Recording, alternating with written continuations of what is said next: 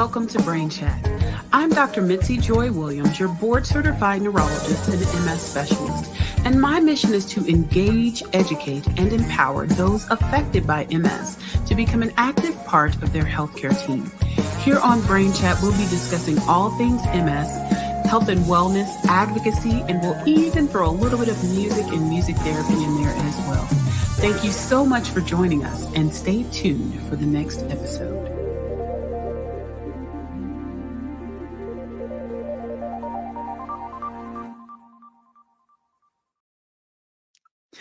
Hello and welcome to Brain Chat, everybody. I'm Dr. Mitzi, the nerdy neurologist, and I'm so excited to be here for another episode of Brain Chat talking about topics that are really important and affect not only the MS community, but the broader neurologic community. And I have got two amazing experts with me today, and we're going to have an awesome conversation about a topic that has really been hot in the news. Recently, we're talking about comorbidities in MS with a particular focus on obesity. For those of you who have not watched Brain Chat before, log into the chat. Tell us where you are logging in from. I bid you greetings from Atlanta, Georgia, where everything is green and the pollen is pollinating. So I hope that everyone is well, and thank you for taking out the time to view our show tonight. So we're going to bring up our guests, and I'm very excited about the ladies that I have with us tonight. They have both been on Brain Chat before, so they are Brain Chat veterans, but also international experts in their own right. We have Dr. Ellen Mowry, who is a professor of neurology and epidemiology at Johns Hopkins, and we also have Dr. Fatima Cody Stanford, who is an obesity medicine physician scientist at Mass General and the Harvard Medical School. Welcome back to Brain Chat. Thanks for having us. Absolutely. So I'm really excited about this show because this is a topic that has been talked about very recently. We've seen a lot of celebrities, particularly Lady O, talking about obesity. And I want to talk about this kind of in the context of multiple sclerosis and basically neurologic disease. But I think this is really important because we're learning about brain health and many of the behaviors and lifestyle modifications or things that affect our cardiovascular health also affect our brain health. But before we do that, my first question on Brain Chat is always tell us a little bit about yourself and how you got into your field of practice. We'll start with you, Dr. Cody Stanford. Absolutely. Well, first of all, it is a delight to be here with you, Dr. Williams. I've known you for a long time now. I think we're getting into that 30-year realm, which is dating us a smidge. That's beside itself. But how I got into this field, one of the things that I really started to recognize really early, probably close to that 30-year realm, is that obesity was a disease. And before we were really recognizing it as a disease, I recognized that it was disproportionately impacting my community. And by my community, I'm talking about the Black community, and by my community, even more specifically, Black women. And when we look at this disease process, we do know that of all individuals, particularly here in the United States, that it disproportionately impacts Black women more than other groups. And so I, at that point in the 90s, was really intrigued by the fact that it disproportionately affected our community, but it really seemed to not necessarily preferentially impact us even by socioeconomic status. So you could be of high socioeconomic status and still be impacted. And so I really was curious about this. And so I wanted to begin to understand that. At that time, if we're looking at the late 90s, as I was really beginning to really delve into this, all I knew was to address this disease process by lifestyle, because that's all we knew, which was focused on diet and exercise modifications. I didn't really understand anything about pathophysiology. I didn't understand obesity to be a disease. It seemed to be a personal choice, a thing that you just got up and you did the work. You worked hard, you ate less, you exercised more. This is what we were taught to believe. This is what we were taught to think. And this was what we learned about. But as I began to study and to learn about this disease, I began to learn that this was a complex multifactorial disease process. And as I went through my training, which included residencies in internal medicine, pediatrics, and then eventually a 3-year fellowship in obesity medicine here at Mass General and at Harvard Medical School, I began to recognize that there was indeed deep pathophysiology that was Mm. affecting our storage of adipose, this organ that is fat, that was governed by our brain and our organs' abilities to communicate, influenced by different things that we're telling our bodies to store. And as I think about this interplay of race and racism and our this group that I was particularly interested in, particularly Black women, people that look like me, and recognizing our stress and stressors and the idea that we store more fat when we experience more stress and the chronicity of stress. And then I realized that the light bulb went off that, oh my goodness, when we look at the chronicity of stress that we experience for a variety of reasons, it would make sense that Black women who disproportionately are impacted by stress or stressors for a variety of reasons, whether it be due to race, racism, trauma of all kinds, would experience a higher predilection to larger body types. It made sense. And so that's what Mm. really brought me to this work. Yeah, amazing, amazing. And we're going to delve a little bit deeper into that. But before we do that, Dr. Mowry, tell us a little bit about how you got into neuroimmunology and how you started doing work with comorbidities, among other things. You do a ton of research as well.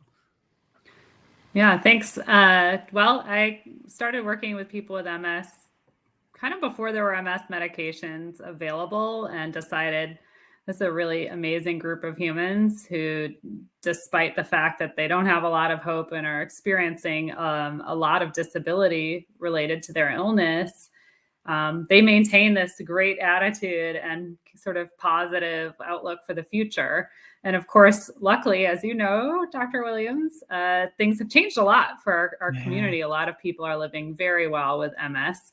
But in thinking about the relationship to obesity and related disorders, we also know that some people are still developing the slow accumulation of disability. And so now that I feel like we have a lot of great treatments for preventing relapses and what I call new spots in the brain, I really am trying to think with my patients really in mind about what are the best ways that we can help them prevent long-term disability. And as you know, we think that that is related to degeneration of nerve cells in the brain and spinal cord.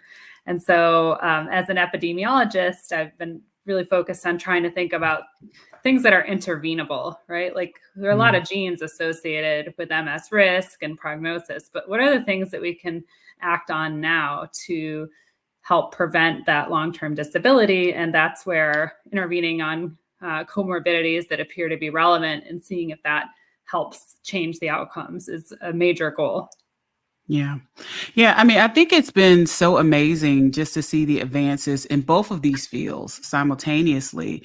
For MS, now that we have more effective treatments and we can control relapses, we really can take a step back and begin to focus on other modifiable risk factors to see how these impact disease. Whereas before we were so focused on, stopping the acute neurologic changes, stopping the new MRI lesions, that we just didn't have time to focus on that. And we told everybody, eat a healthy diet, exercise, lose some weight, and you'll do better. And so I think we're really beginning to kind of pull the layers back and see, how does this really work and how does this affect brain health, right? So brain health is a really hot topic.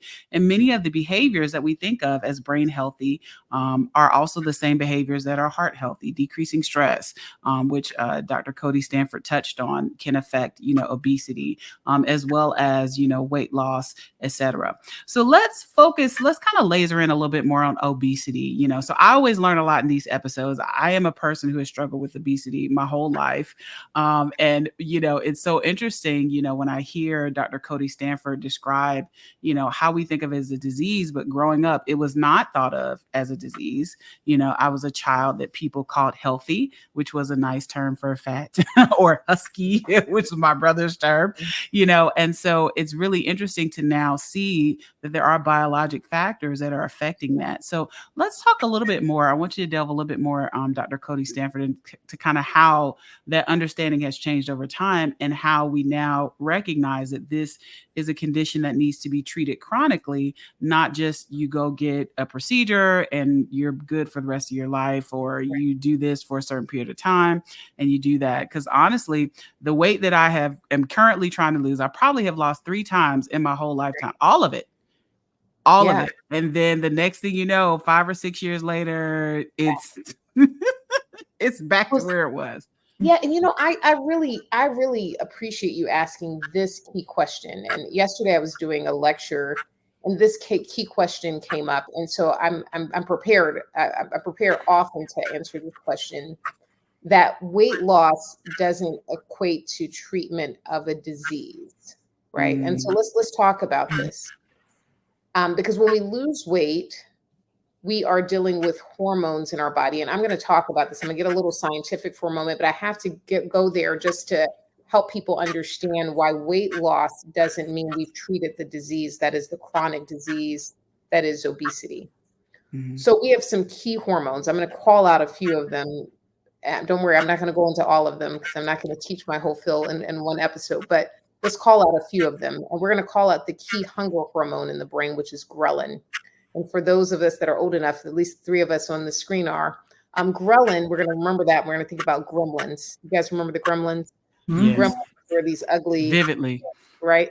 But ghrelin is this key hunger hormone that we've identified, which is this, what we call orexigenic hormone. It tells us to eat. It stimulates our desire to eat. It's housed in our brain, but it's also housed in our gut, and it tells us to eat. It is a very fierce, annoying kind of thing, but it's housed in our brain and our gut, and it tells us and it stimulates our desire to eat. When we go on a diet, we can drop our ghrelin levels acutely. And so we're losing weight. We're thinking we're all good. We're like, hey, that ghrelin level dropped acutely. But ghrelin is a gremlin, and it's going to come back, and it's going to come back fiercely. Think about that ghrelin. It's going to come back. So it's going to pull you back. Ghrelin's going to emerge. It's going to pull you back. And so that weight that you were thinking was gone, it's gone for a moment, but it's going to come back because ghrelin is there. It's in your brain. It's not just a willpower situation. It's housed within the hypothalamus, and it's going to reemerge. It's housed within the gut. It's going to reemerge. And there are going to be these hormonal changes that are going to shift you back little by little. And then you're going to sometimes reemerge and often reemerge at a weight that was even higher than you initially started when you went on that diet. And you're like, wait a minute, I did all this work. I don't understand. Right. And the work might not have just been lifestyle.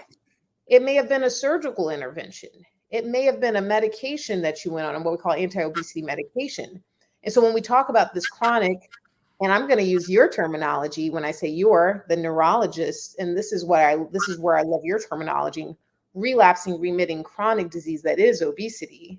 That terminology you guys use, I'm borrowing that from you. I'm taking it. I'm going to make it in the obesity world.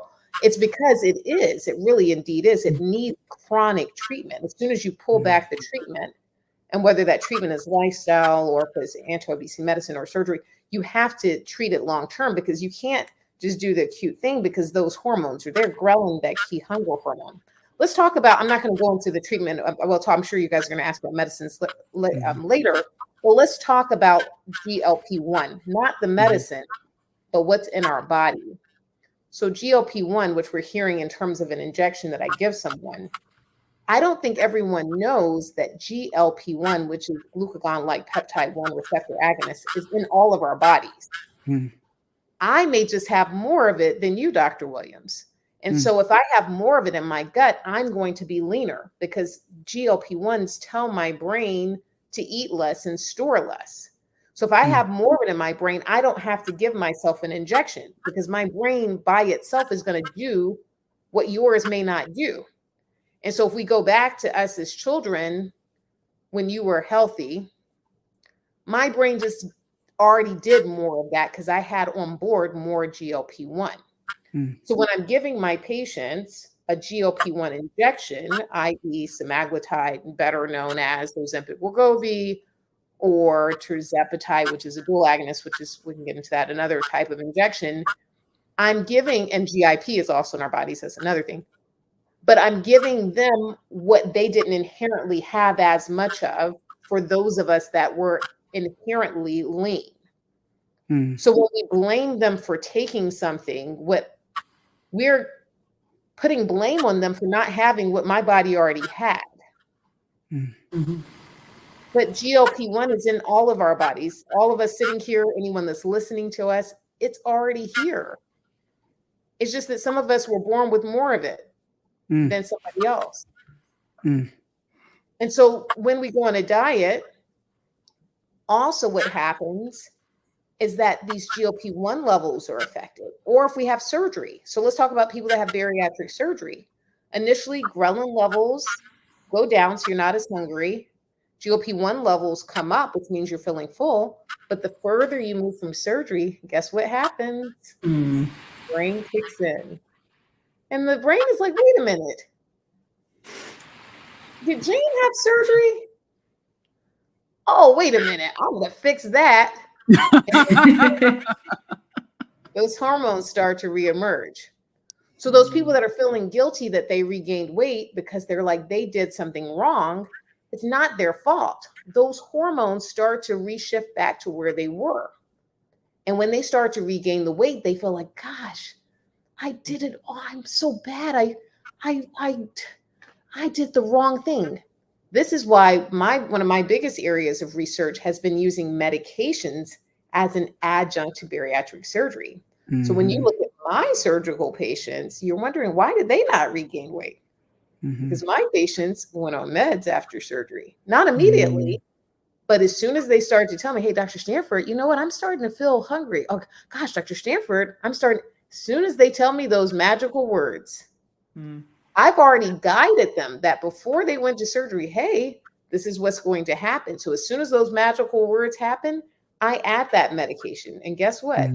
My patients double or triple their response to surgery. So people are wondering, like, why are they out here living their best lives? Why are they getting double or triple the response that everyone else is getting? It's because I know the science. Right. It's not their fault that they're regaining. They're not going to regain because I'm going to double or triple because I'm going to catch them before that happens. Right. And we're going to use the science to guide us. So what I'm here to tell you, Dr. Williams, is that wasn't your fault. The first, second, third, 10th time that happened, it was the science doing what science does, which is ghrelin driving you back, GLP-1 saying, nope, it's not going to happen. And us feeling, particularly as women, that I can do it. I can do this on my own. I'm supposed to be able to do it. And let me tell you why we feel that way. Because there is a small percentage of the population that can do it.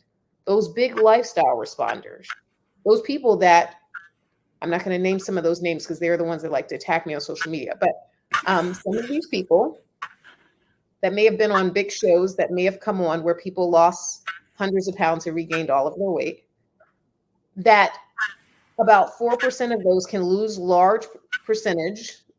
I won't name that show. Actually, I'm going to name the show, Biggest Loser, where only 4% of them were able to keep off their weight, right? They went on a show, they lost large amounts, 4% of them were able to keep off their weight, 4%. So everybody assumes that, okay, I can be that 4%. What about the other 96% that regained all of their weight? So we penalize the 96% because their biology worked as most biology does. And then we lift up the 4% that did it the right way. So was the 96% wrong and the 4% right? Or were they a little bit just more abnormal in that their bodies just happened to work in that way? Do you see what I'm saying? So yeah, that's, I mean, there's so many. There's so many parallels, right, between obesity and MS. I see you nodding your head, Dr. Maury. There's so many parallels, you know. I think very similarly in this age of, wellness, healthiness. Everyone wants to be plant-based.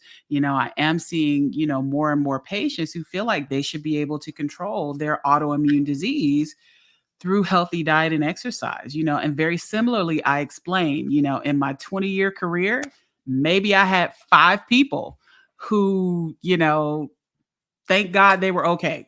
They ate vegetables and they turned out okay. But by and large, 95 to 99% are going to have more problems because that is their biology and that is the way their immune system works, and it's overactive. And no matter how many vegetables they eat, they can have another relapse because that is the way that their immune system is working and they don't respond to that. So we have very similar, issues, or very similar, concerns within the neurologic community. So, Dr. Maury, I want you to take a minute and tell us a little bit about what we understand about obesity and how it impacts multiple sclerosis. Yeah, super great question. And, I love coming on here because I always learn so much, really from the conversation.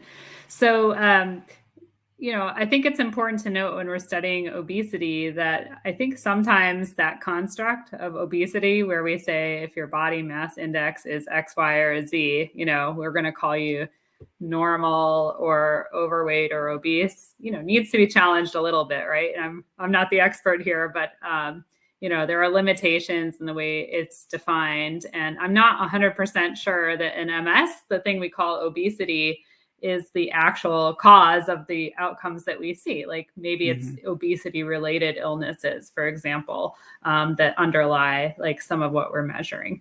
But going back to MS, many studies have looked at obesity as defined by this body mass index. So looking at how your height and weight relate to one another, and suggests that carrying extra weight, and especially if you carry extra weight seemingly in like late adolescence, early kind of young adulthood, may be a risk factor for actually getting MS. And so that's been, that's kind of held up in several studies. And then we've looked at people with existing MS to see what happens in terms of their MS activity, and have seen in a couple of different cohorts that degeneration of brain cells, whether you're looking at slow degeneration on brain MRI scans over time, or at degeneration of the brain cells that make up what we call the optic nerve, which is the nerve that leads out to the eye and brings in all the sight, does seem to be increased in people at higher body mass indices. And so that's been, I think, a pretty strong signal across cohorts.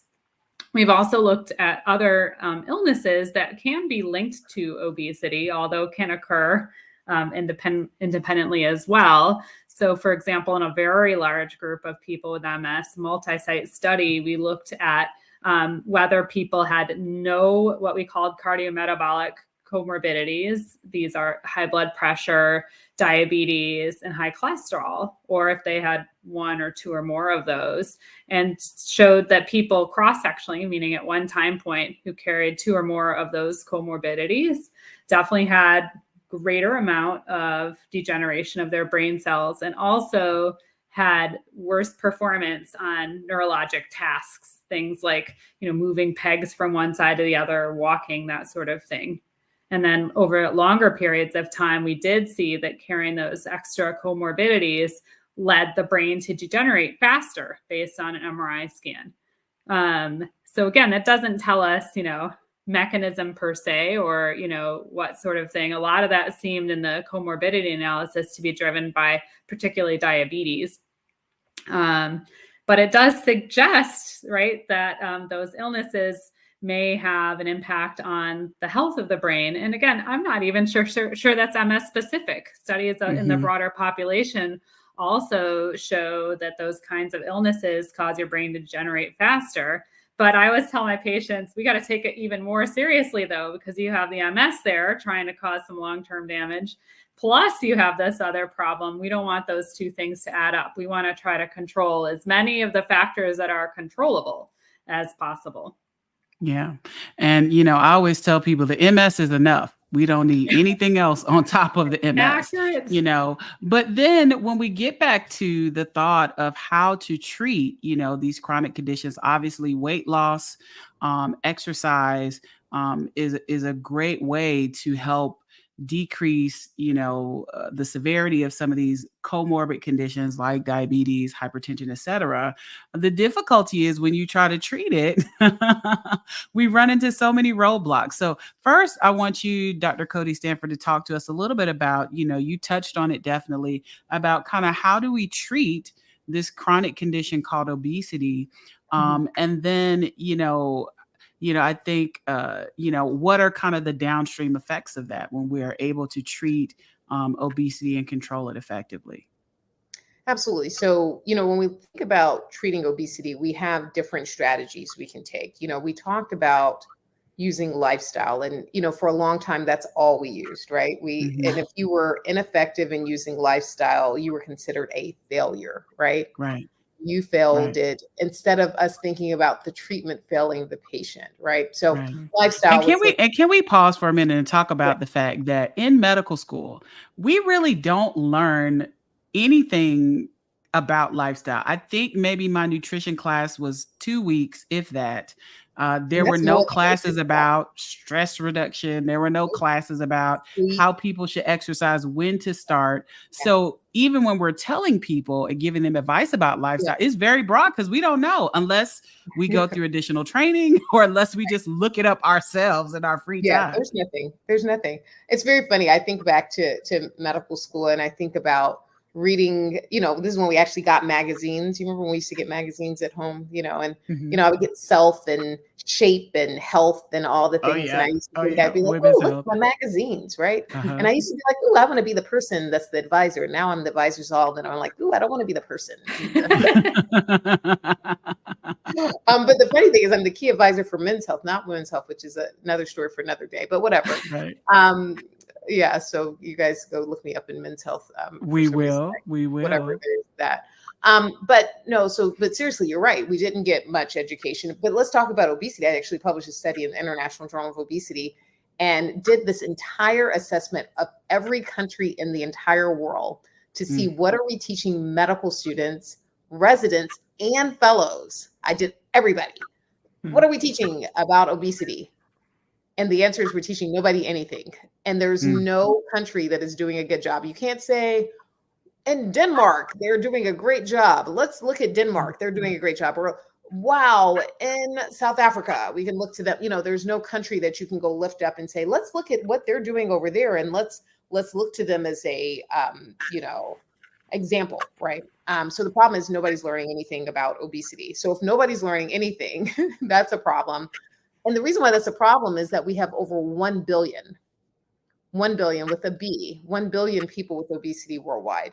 And if you're like, okay, well, Fatima, I don't want to think about the rest of the world. I want to be US centric, and you want to narrow it in on just the US, we're talking about 140 million people in the United States alone. So we're talking about the largest chronic disease in human history that we're learning zero about. So that's problematic, right? That's problem number one. But let's come and look at treatment. So we have lifestyle, which you just said we learned nothing about, unless you went and got one of these magazines and you learned something about exercise or dietary strategies. So that's one component. If you failed treatment or the treatment failed you, then we learned nothing beyond that. Now we have, and actually anti-obesity medications, I don't know if you guys knew this, anti-obesity medications we started approving anti-obesity medications, or FDA started approving them back in 1933. So when we talk about this being a new phenomenon, 1933, none of us were around in 1933. That was the year my grandmother, who's no longer living, but that was the year my maternal grandmother was born. So they've been around for a while, but I want you guys to know this. Nobody, I was doing a chronology of the FDA and its approvals. Did you guys know that methamphetamine, yes, meth, was approved for the treatment of obesity here in the lovely United States of America from the 1940s, 1947 to be exact, until 1979 here in the US for the treatment of obesity. Interesting. 1979. They pulled it off eventually for because it caused, there was a risk of addiction and high abuse potential.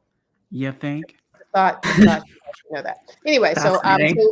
but medications have been around for the treatment of obesity since 1933. Some of the ones we still use, which include phentermine, have been around since 1959. So medications have been around as a treatment modality. Metabolic and bariatric surgery is still a phenomenal tool that is very, very underutilized for the treatment of obesity. But, we put these things in silos. We say lifestyle, behavioral therapy, right? Which could be cognitive behavioral therapy, motivational interviewing with our psychologists, psychiatry colleagues is also a treatment strategy. A lot of people look at them in these individual arms: lifestyle, behavior, anti-obesity medications, surgery. But if we really look at patients, many of them have had this wide range of therapies. And so when we look at patients, particularly patients that have had a history of severe obesity, many of them have had a combination of therapies or are on a combination of therapies. What we're getting into the era of now, Dr. Williams, is we're starting to see the pendulum swing a little bit too far to the right. And what do I mean by that? I'm going to give you one patient, my very first patient I saw on Tuesday. I see patients on Tuesdays. This is a patient that's been with me for 11 years. Started off with me at a starting weight of over 300 pounds. Has lost 62.7% of her total body weight. I want you guys to wrap your head around that. Okay. Not half of her body weight, 62.7% of her body weight. What was her weight when she saw me? 112 pounds when I saw her on Tuesday. Right. Your face, Dr. Mowry, was what my face did when I was in person also on Tuesday when I saw my patients. I see a lot of my patients virtually, but I was in real life on IRL, you guys. IRL on Tuesday. So when I went and got her from the waiting room, I physically go and get my patients. And she's had a variety of therapies, which include Roux-en-Y gastric bypass, anti-obesity medications, behavioral therapy, work with our psychologists, our dietitians. Her BMI, it started, I can't remember the number, somewhere close to 50 BMI. And I'm not a huge BMI enthusiast by itself, but I'm just giving you guys some perspective. Anything over 40 is considered severe, so somewhere 50 something. And we were at 19.5, which is getting into the too low category. Yeah. So I said, okay, guys. So I said to her, I was like, okay, well, I think, okay, also, I don't know if you guys remember Ratatouille, the movie where you kind of mix stuff together. So I kind of a mixer of situations. And I was like, I think I mixed a little too much, you guys. I think I need to pull it back a little bit. Go back a little, add a little to something. And she's like, oh, no, I like it. Look at my six pack. And I was like, so I did it just like that. And she's like, and she's a health professional. And I was like, look, I think this is a little too low. Gotta pull it back a little. She's like, yeah, but then I said, let me explain some things. Right. Let me explain. And so and it's interesting because we're in a different phase now where I can potentially overcorrect. Here we have a 55-year-old woman, which means we're in the post-menopause phase. We have a potential for having undergone surgery, which puts us at higher risk for osteoporosis. We're post-menopause, higher risk for osteoporosis. White woman, higher risk for osteoporosis. On GLP-1, higher risk for lean muscle loss. We have a lot of things going on. So I'm trying to explain to her all of these risks. I am not just going for an aesthetic look. Yes, if you want to have six pack, that's fine. But I also have to pay attention to health and not causing harm, right? That's what we want to know. We do no harm. But we have an interest in thinness in our society. Pause right there. Right? We have thinfluence. Right? Our desire for thinness, which was never something I was ever concerned about getting you too thin, I'm having to now shift some patients into recognizing that we're overshooting. I need to bring you back.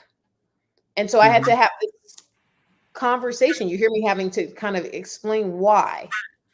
these are the reasons why I gave her 5. I need to bring you back a little. So I'm going to need to adjust this GLP-1 dose because this is a little too much for you, because this is a little overshooting.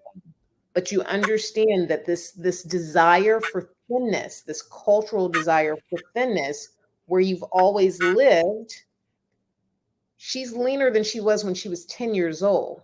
She's 55, right? She's like, oh, wait a minute, I've made it to the promised land. And I'm like, They were yeah, like, no. yeah, this is a little too much. But does this make sense that in terms of kind of explaining these therapies? So anyway. Absolutely. Absolutely. And I think, again, when we think about the benefits of weight loss, it is not just about an aesthetic, right? It really is about healthy, right? Because there are people who are thin who are not healthy. There are people who look overweight, who are in excellent health. That is key. I did a recent podcast with Sanjay Gupta. And this is exactly what I mentioned. And I coined this term. I said, Sanjay Gupta, I didn't say it like that. I said, Sanjay. So Sanjay, we're going to coin this term. And, I'll say this here again. I said, look, I want to not practice what I call street corner medicine. And you can tell I'm from Southwest Atlanta when I say something like this. That's it. Where we look at someone and assume that just because they carry more excess weight that they happen to be unhealthy, and that just because they're lean that they're healthy, because we need to look beneath the hood. And this is straight from my dad, right, where he focused on teaching me about cars, and I probably know more about cars than most guys. But when we look beneath the hood, I need to know what the inner workings are. What are your metabolic parameters? What does your cholesterol look like? What does your blood sugar look like? What do those liver function tests look like? What is beneath the hood? Because you can't judge the book by its cover. You can't just look at a person and just assume that because they're heavy, they're unhealthy, or because they're leaner, they're healthy. I mean, I just told you methamphetamine was a drug. So, you could be someone that just uses a lot of meth and you could be lean, right? Like, I mean, does that make you healthy? Like, I mean, what are we saying? So Absolutely we need to look beneath the hood, right? Yeah, absolutely. Absolutely. And, again, I think one of the challenges is, as neurologists, particularly when we're treating multiple sclerosis, we treat many, many different symptoms, right? We are faux psychiatrists. We are GI medicine doctors. Sometimes we're urologists, we are physical therapy. I mean, we do all kinds of things because it's so multi-system involved. And so when we come to, the end of a visit where we've talked about your vision and we've talked about, and we get to lifestyle, sometimes it's difficult to know where to direct our patients, for good information and good health. What are some of your tips or strategies that you do, Dr. Mowry? That's a great question. Thanks. I have found that, in this era of using the electronic health record, I actually plop those questions to sort of see how people are doing with their lifestyle health in the middle, so that it's not like at the end, I ran out of time. And sort of embed the coaching surrounding that along with the question. So we really focus on healthy diet, as well as on getting good exercise and body movement and sleep health. And those are questions that I ask of everyone. I don't pertaining to this sort of under the hood, I think best evidence indicates that healthy nutrition, regardless of your weight or other things, for example, is good, right? Like, I don't want my, skinny patients eating Doritos as their main source of food any more than I do somebody who carries extra weight. So I don't think that that's relevant. And then for people who have concerns for components of metabolic syndrome, they have some concerning numbers for elevated sugar levels or A1C, obesity, things like that, I almost uniformly refer them now to an obesity medicine specialist on our team. I don't understand why we aren't deconstructing this shame/body image thing from just what is a medical problem. So I'm like, okay, you also, in addition to all these things, have another issue and you could use some help, and let's get you in sooner rather than later. And it's not about your numbers. It's about what right now seems to be an evidentially association between having these problems and your brain at risk. And we want to try to tamp that down ASAP. Yeah, I love that approach. And so, Dr. Cody Stanford, give us your perspective, for instance, for our patients who are out there and maybe they don't have access to an obesity medicine specialist. Like, where do people start? There are lots of different medical people who claim to be obesity experts. There's functional medicine, there's integrative medicine. There are some people who are not physicians, who may say they are obesity medicine experts. So how do people kind of navigate this when they're really trying to get healthy? What is kind of, a best practice or thought that you would give to those who maybe are not at Harvard or Hopkins, but who want someone who actually knows what they're talking about and has been trained? What should they look for? Well, first of all, there's really easy ways to find out if you have people that are certified. There are now close to 7,000 people certified throughout the country, and there's a place to go to find that out. You can go to abom.org, which is the American Board of Obesity Medicine, and you can actually search by city and state. It's not behind a paywall, so you don't have to pay to look and find out who those people are. If you want to work with people that are like dietitians and other people that are not just physicians, you can go to the Obesity Action Coalition. And there are over 80,000 people that are members of the Obesity Action Coalition. That's a wonderful resource for persons with obesity that want a group to just coalesce with and get other individuals outside of just the MDs, like Dr. Mowry and myself that are obviously physicians at big academic centers. And you want to speak with those individuals that have some special certifications in obesity, in the dietetic field, and things of that sort. So that would be a wonderful resource to consider. There's also the Rudd Center, which Rebecca Poole runs, and they have some great resources and tools there that you can investigate. And so I would look through all of those resources and tools to get really valid information to just look through and see like, hey, wait a minute, there are some individuals that I can look to and get some great information. So I would start and use those resources. These are trusted, validated resources. And so I would start with those. But so I would say abom.org, the Obesity Action Center, and the Rudd Center.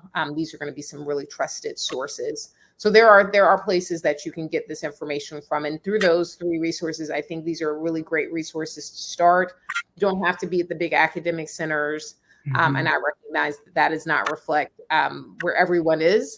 And I believe that you don't have to be at the academic or the big academic centers to get great care. Awesome. Well, ladies, unfortunately, our time has quickly come to a close. This has been an amazing conversation, as always, with you too. So one question for Dr. Mowry, and then I want parting thoughts. Dr. Mowry, lots of my patients ask me, will my obesity medication interfere with my MS medication? That's a great question. There's nothing to indicate that is a problem of which I'm aware, Dr. Williams. And as such, I kind of continue to monitor the same way that we normally do for folks with their MS.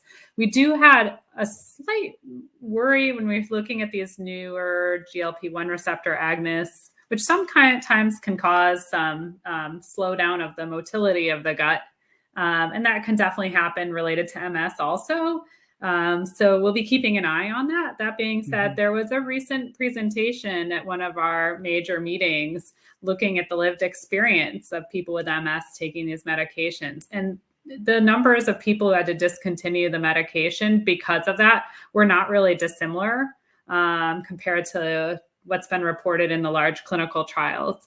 So I think that it's definitely a possibility. And I might be really careful about monitoring things carefully if somebody had a pretty substantial, already had a history of slow gut motility with their MS. But I think as we talked about earlier, we're really seeing more and more people living well with their MS and not accumulating so many problems in early days. So that's when we kind of want to act on, medically meaningful obesity and its related illnesses are before things have started to get worse, in my opinion.